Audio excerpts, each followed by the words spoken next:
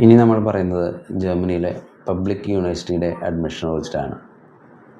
നമ്മൾ മുൻപ് വീഡിയോയിൽ പറഞ്ഞതുപോലെ ജർമ്മനിയിലെ എഡ്യൂക്കേഷൻ അത് ഏത് ലെവലായാലും ഫ്രീ ആണ്. പബ്ലിക് യൂണിവേഴ്സിറ്റിയിലെ സൗജന്യ വിദ്യാഭ്യാസമാണ്.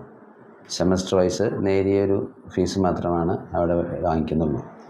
ഇനി അങ്ങനെ പഠിക്കണമെങ്കിൽ എന്തൊക്കെ ഡോക്യുമെൻറ്റ്സാണ് നമുക്ക് വേണ്ടത്, അല്ലെങ്കിൽ എങ്ങനെയൊക്കെ നമുക്ക് അപ്ലൈ ചെയ്യാമെന്നുള്ളതാണ് ഞാൻ ഇനി പറയുന്നത്.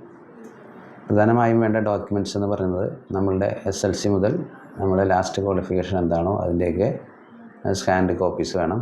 പാസ്പോർട്ടിൻ്റെ സ്കാൻഡ് കോപ്പി, പിന്നെ IELTS 6.5 എങ്കിലും നമുക്ക് വേണം. അതൊരു മാൻഡേറ്ററി ആണ്.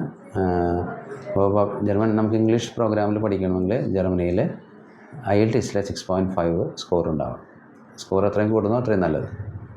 പിന്നെ നമുക്ക് വേണ്ടത് APS സർട്ടിഫിക്കറ്റ് ആണ്. എന്ന് പറഞ്ഞാൽ ഇന്ത്യയിൽ നിന്നുള്ള സർട്ടിഫിക്കറ്റുകൾക്കൊക്കെ ഒരു അഡീഷണൽ വെരിഫിക്കേഷൻ, യൂണിവേഴ്സിറ്റിയുടെ ഒരു അഡീഷണൽ വെരിഫിക്കേഷൻ ജർമ്മനി ഗവൺമെൻറ് ആവശ്യപ്പെടുന്നതുകൊണ്ട് നമ്മുടെ സർട്ടിഫിക്കറ്റുകളൊക്കെ ഡൽഹിയിലുള്ള ജർമ്മൻ ഓഫീസിലേക്ക് അയച്ച് ഒരു 18,000 രൂപ അയച്ചിട്ടാണ് ഈ വെരിഫിക്കേഷൻ നടത്തുന്നത്.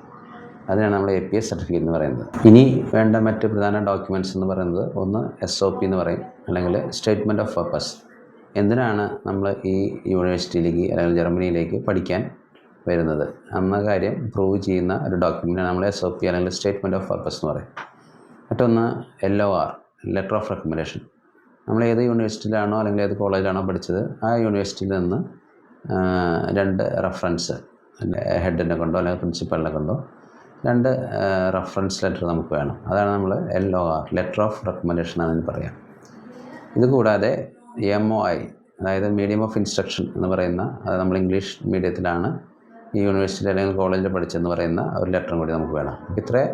അപ്പോൾ SOP, MOI, LOR, പിന്നെ നമ്മുടെ എല്ലാ SLC മുതൽ ലാസ്റ്റ് ക്വാളിഫിക്കേഷനുള്ള എല്ലാ ഡോക്യുമെൻറ്റ്സ്, പാസ്പോർട്ടിൻ്റെ കോപ്പി, APS, ഇതൊക്കെ വെച്ചിട്ടാണ് നമ്മൾ ജർമ്മനിയിലെ പബ്ലിക് യൂണിവേഴ്സിറ്റിയിലേക്ക് അപ്ലൈ ചെയ്യുന്നത്.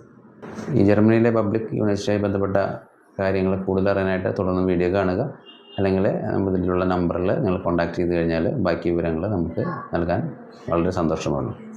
Thank you.